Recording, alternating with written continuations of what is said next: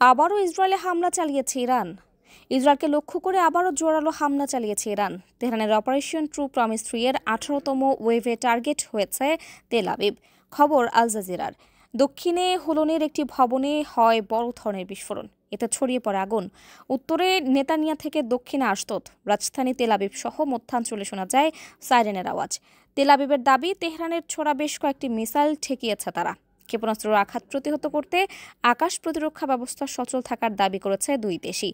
এর আগে শুক্রবার ইসরায়েলের উত্তরাঞ্চলীয় শহর হাইফায় ইরানের ক্ষেপণাস্ত্র হামলা আহত হয়েছে অন্তত 33 জন, যাদের মধ্যে 3 জনের অবস্থা সংকটাপন্ন।